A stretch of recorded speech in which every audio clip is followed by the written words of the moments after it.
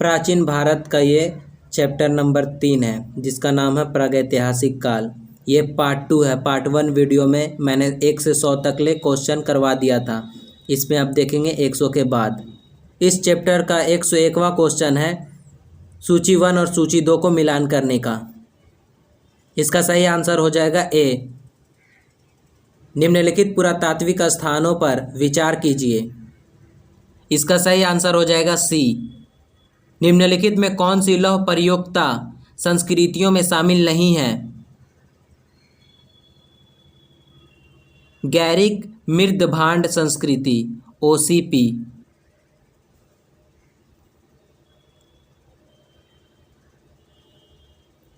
महापाषाण संस्कृति हमें दक्षिण भारत के उस युग से परिचित कराती है जब महापाषाण काल में उपयोग में लाए जाते थे। बड़े पत्थरों से घिरी गई समाधियां कब्रें। दक्षिण भारत बृहत पाषाण समाधियां संबंधित हैं।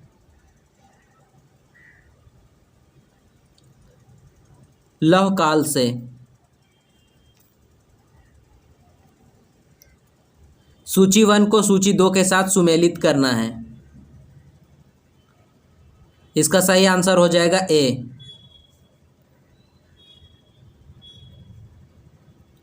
सूची 1 को सूची 2 के साथ सुमेलित करना है। इसका भी आंसर हो जाएगा ए। निम्नलिखित युग्मों पर विचार कीजिए। इनमें से कौन से युग्म सही सुमेलित किए गए हैं? नीचे दिए गए कूट से चुनिए। इसका सही आंसर हो जाएगा डी, यानी पहला, दूसरा और तीसरा।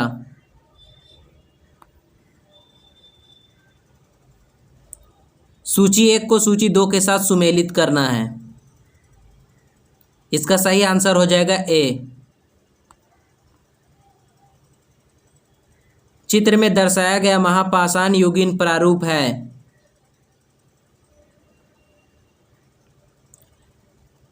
डॉलमेन। कथन ए, दक्षिण भारत के महापाषाण कालीन मृत भांडों के अंदर का रंग काला है तथा बाहर का रंग लाल है। कारण आर, इन रंगों के मृत भांडों पर अलग से पुताई हुई है। इसका सही आंसर हो जाएगा ए, यानी दोनों कथन सही है।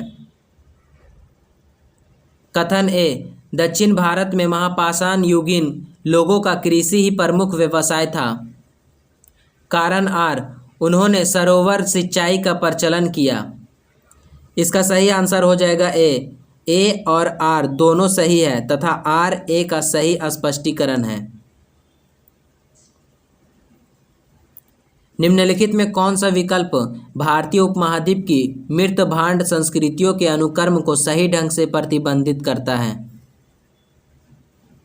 इसका सही आंसर हो जाएगा ए। ताम्रनिधि भंडार संस्कृति निम्नलिखित मृत भांड प्रारूपों में से किससे संबंधित है? गेरुए चित्रित मृत भांड संस्कृति। नीचे दिए गए शिल्पों में से कौन भारत के प्रागैतिहासिक काल के लिए स्रोत सामग्री के रूप में उपयोगी है? नीचे दिए गए कूट का उपयोग कर सही उत्तर चुनिए। इसका सही आंसर हो जाएगा डी, यानी पहला, दूसरा, तीसरा और चौथा। भारत में प्राचीनतम चूल्हे का पुरातात्विक अवशेष मिला है बिलासुरगाम से। निम्नलिखित में से किस स्थल से मध्य पाषाण काल में पशुपालन के प्रमाण मिले हैं? बागोर। भारत में निम्नलिखित किस नौपाषाणिक स्थल को सर्वप्रथम सूचित किया गया? लिंगसुगुर। मानव के कर्मिक विकासवाद के सिद्धांत को पहली बार किसने वैज्ञानिक ढंग से प्रतिपादित किया? डार्विन। चार्ल्स डार्विन थे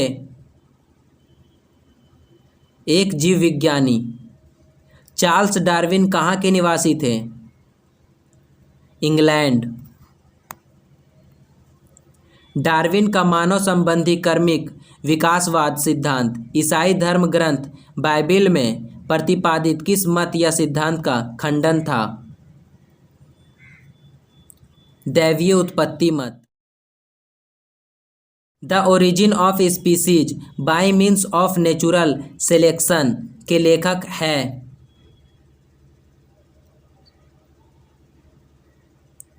चार्ल्स डार्विन। चार्ल्स डार्विन की रचना the origin of species by means of natural selection कब प्रकाशित हुई थी? 1859 ईस्वी में।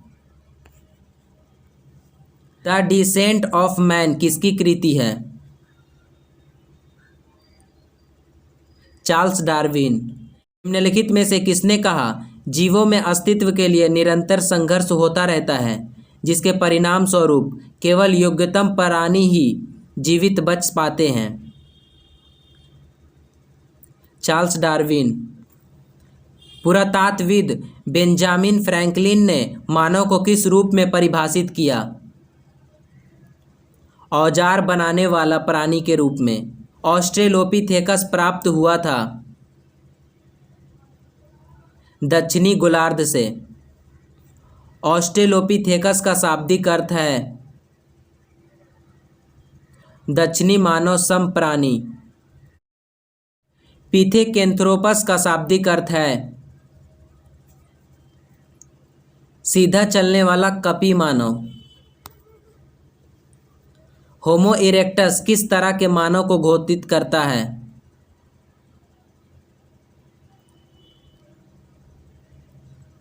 द्विपदी। होमोसेपियन नियंडरथाल नामकरण में नियंडरथाल है स्थान। नियंडरथाल स्थित है जर्मनी में। निम्नलिखित में से कौन होमोसेपियन सेपियन का अनुसंधान नाम नहीं है?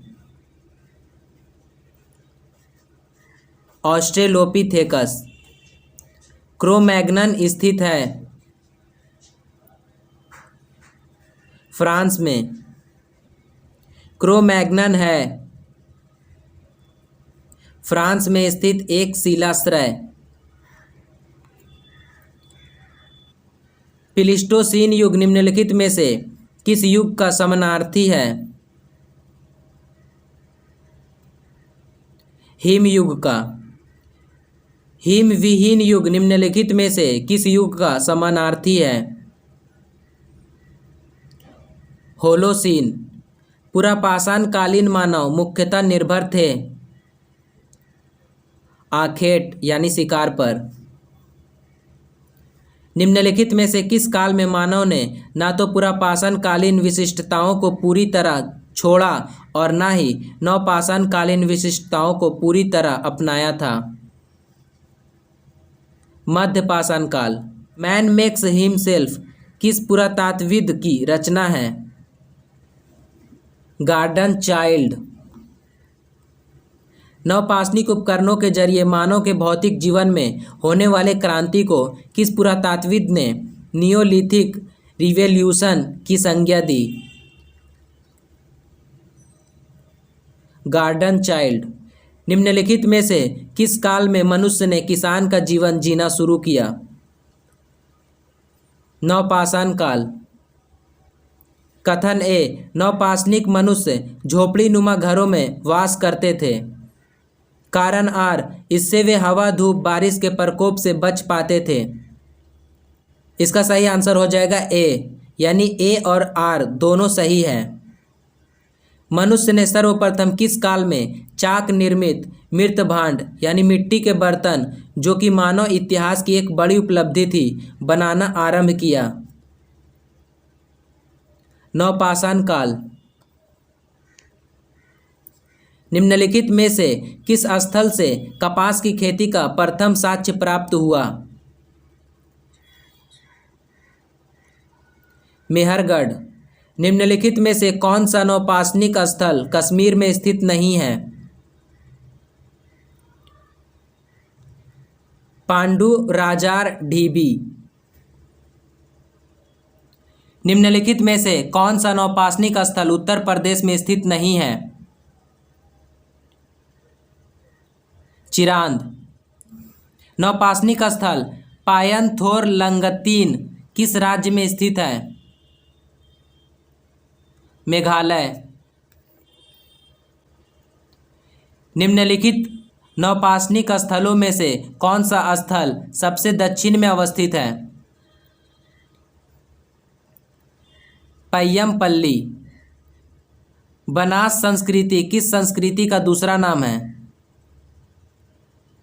आहार संस्कृति। निम्नलिखित में से कौन सा प्रागैतिहासिक स्थल मालवा संस्कृति का प्रारूप स्थल है?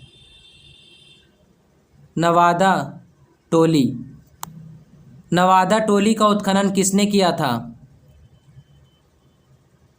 एच.डी. सांकलिया ने। नवादा टोली किस राज्य में अवस्थित है? मध्य प्रदेश। दक्षिण भारतीय महापाषाण संस्कृति में महापाषाण के लगभग कितने प्रकार मिले हैं? 40। निम्नलिखित महापाषाणीय संस्कृति स्थलों में से कौन सा स्थल सबसे दक्षिण में स्थित है? आदिचनालूर।